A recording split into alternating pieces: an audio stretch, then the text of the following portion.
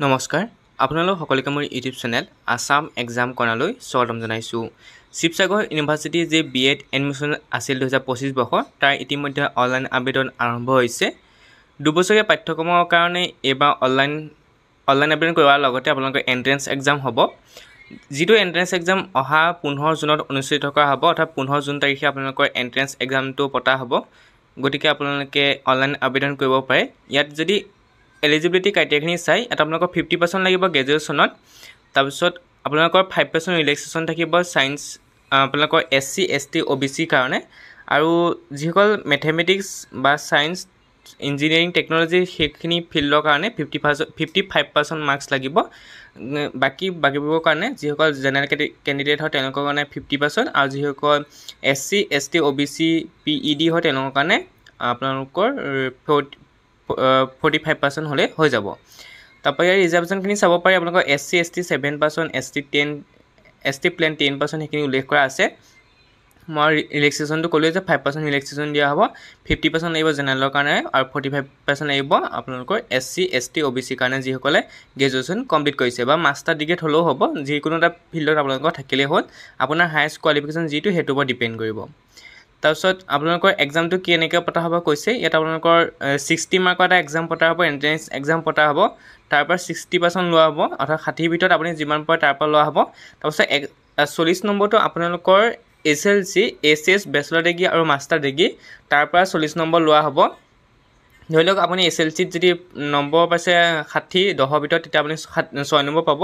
যদি আপুনি 50 পাইছে তেতিয়া 10ৰ ভিতৰত আপুনি 5 পাব। তেনেকৈ SSতো তেনেকৈ ধৰা হ'ব, বেচেলৰ ডিগ্ৰীটো তেনেকৈ ধৰা হ'ব, আৰু মাষ্টাৰ ডিগ্ৰী যিসকলে কৰিছে মাষ্টাৰ ডিগ্ৰীটো তেনেকৈ দিয়া হ'ব। 40 নম্বৰ প্ৰত্যেকতে 10-10কৈ ভাগ কৰি দিয়া হৈছে। যিসকলৰ মাষ্টাৰ ডিগ্ৰী নাথাকে তেওঁলোকে 30 নম্বৰহে পাব, হয়তো সেইটো তেনেকৈ উল্লেখ কৰিছে। সেইখিনি চাব। অফলাইন এক্সাম হ'ব 2 ঘণ্টা সময়, 60 নম্বৰৰ কাৰণে।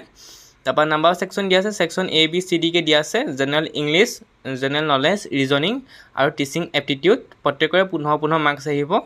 15কৈ আপোনাৰ 60 নম্বৰ হ'ব, আৰু আপোনালোকৰ MCQ টাইপ আহিব, মাল্টিপল চইচ কুৱেশ্যন, আৰু লেংগুৱেজ কুৱেশ্যন পেপাৰখন লেংগুৱেজ হ'ব ইংলিছ, আৰু মাৰ্কিং চিষ্টেমটো কৈ দিছে প্ৰত্যেকটো কুৱেশ্যনৰ বিপৰীতে 1 নম্বৰ, আৰু যদি নিগেটিভ মানে ৰং কৰে তেতিয়াহ'লে আপোনালোকৰ নিগেটিভ মাৰ্কিং আছে 0.25কৈ আপোনালোকৰ নিগেটিভ মাৰ্কিং কটা হ'ব। গতিকে আপোনালোকে এইখিনি চাই ল'ব পাৰে।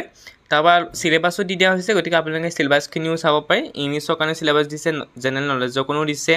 গতিকেখিনি পঢ়ি নাথাকোঁ, আপোনালোকে চাব ইয়াত কি দিছে। লেংগুৱেজ প্ৰফিচিয়েঞ্চি, তাৰপৰা specific area like comprehension, rearranging sentence, selecting suitable words for the blanks, finding out errors in parts of the sentence, general এৱাৰনেছত কাৰেণ্ট এফেয়াৰ্ছ আছে, নিউমেৰিকেল এবিলিটি আছে, আৰু ডাটাৰ ইণ্টাৰপ্ৰিটেশ্যন আছে। তেনেকৈ ৰিজনিঙতো ৰিজনিং এবিলিটি আছে, মিচিং নাম্বাৰ আছে, নাম্বাৰ চিৰিজ, লেটাৰ চিৰিজ এইখিনি আছে। টিচিং এপ্টিটিউডখিনি আহিব।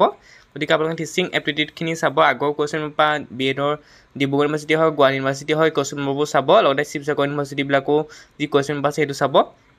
ইয়াত কৈছে লেভেল অফ কুৱেশ্যন পেপাৰ আপোনালোকৰ গ্ৰেজুৱেশ্যন লেভেলৰ কুৱেশ্যন পেপাৰ হ'ব, অৰ্থাৎ গ্ৰেজুৱেশ্যন লেভেলৰ যিটো কুৱেশ্যন পেপাৰ হয় তেনেকুৱা ধৰণেই হ'ব।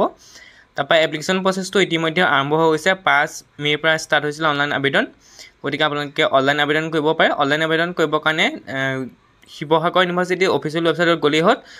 যোৱা মাত্ৰকে তাতে আপোনালোকে দেখুৱাই দিব যে অট'মেটিক দেখুৱাই দিব, আপুনি তাত গৈ পেলাই অনলাইন আবেদন কৰিব পাৰিব। নিউ ৰেজিষ্ট্ৰেশ্যন বটনত ক্লিক কৰি ইউজাৰ ID ক্ৰিয়েট কৰি সেইখিনি কৰি আপোনালোকে পে'মেণ্ট দি আপোনালোকে অনলাইন আবেদন কৰিব পাৰে। 700 টকা ফিজ হ'ব আপোনালোকৰ অনলাইন আবেদনৰ কাৰণে। 700 টকা আপোনালোকে দিব লাগিব। অনলাইন আবেদন 5 তাৰিখৰ পৰা 30 তাৰিখলৈকে চলিব, 30 মে'লৈকে চলিব। এণ্ট্ৰেন্স এক্সামটো হৈছে 15 জুনত।